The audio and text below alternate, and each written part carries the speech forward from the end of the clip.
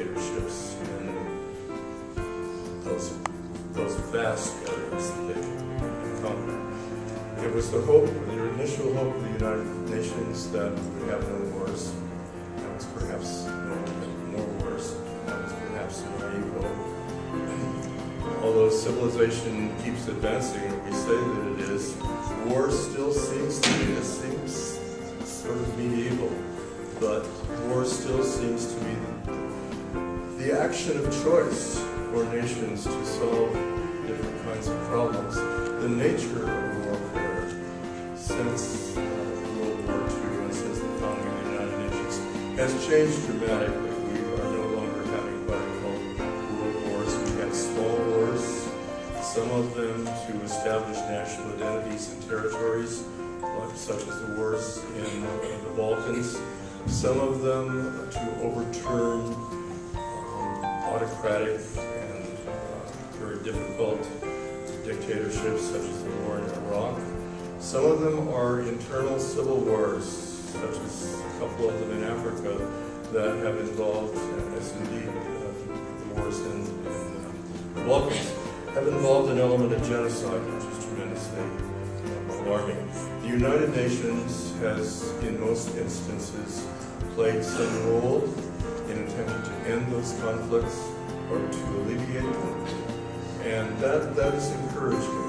The organization has not died, and although its efficacy may be somewhat different from what we had originally hoped, that it would be the peacemaking body, it has simply not had the resources or the support of individual nations, including our nation, to assume that role. In order for the United Nations really to be an effective peacekeeping body, the various nations would have to give up some of their national autonomy and their ability to take the kinds of international action that they now feel able to take. You have probably heard before, you probably hear at a lot of public gatherings that we, my generation, the next generation, etc., the generations ahead of you are looking to you to assume the mantle of responsibility and solve the problems in the world. And indeed we are. And they are interesting problems, and you will not solve them. But it is our hope that in your lifetimes, in your adulthood, you will all be significant contributors to improving situations in the world, difficult situations, to alleviating human problems, and to making this a more humane planet in which to live. So, I hope you have a good day, and welcome to Wake College.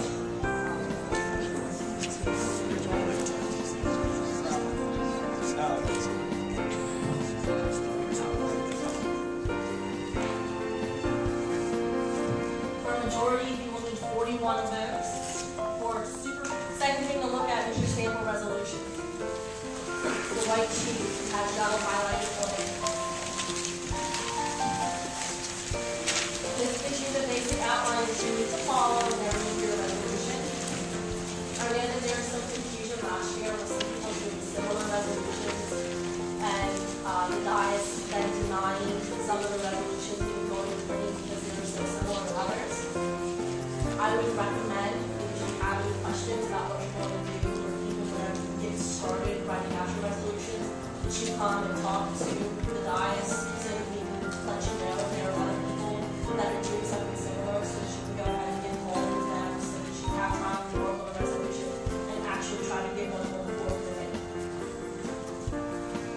We're going to go ahead and set the agenda for the day. The first issue that we're going to cover is peace in the Middle East, your work on women's rights. Second, women's rights will probably be done after lunch.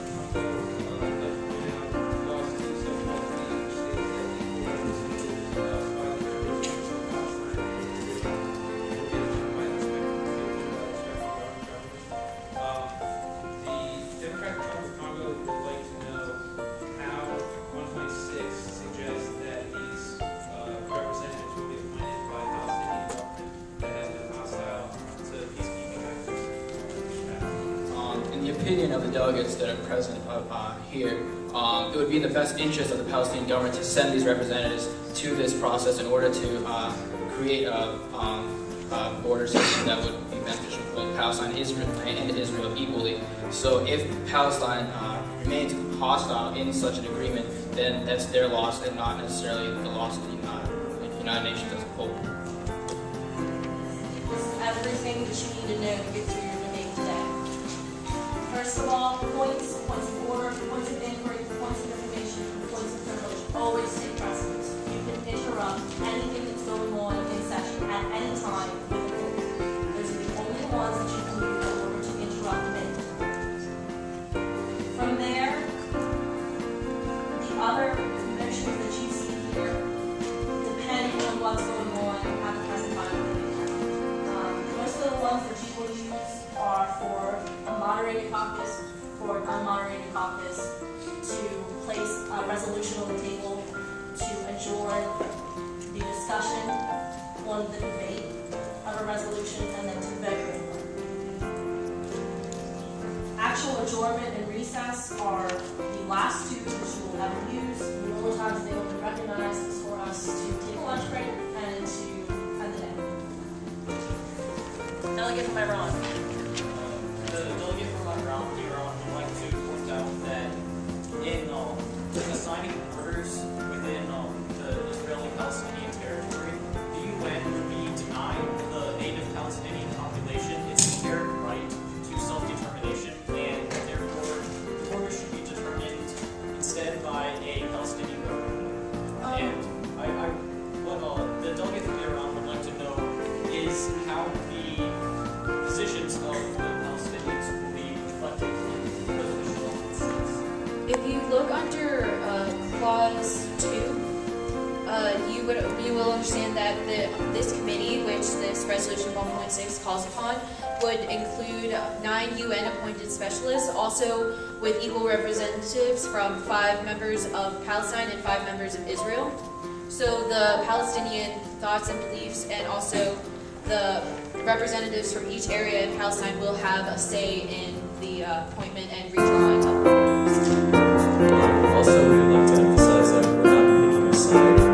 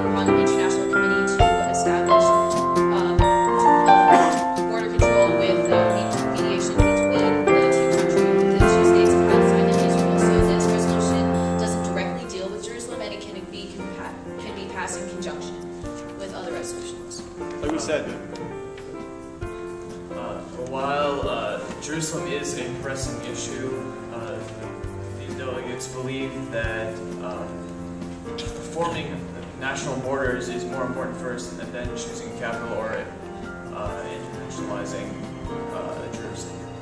To follow my fellow delegate, by establishing these borders, we'll be able to also address the humanitarian aspect of it, which was previously stated by the delegation from Jordan. Once we have an established border system, we can have the ability to siphon resources and humanitarian aid to areas that need it can be done successfully and in an efficient manner.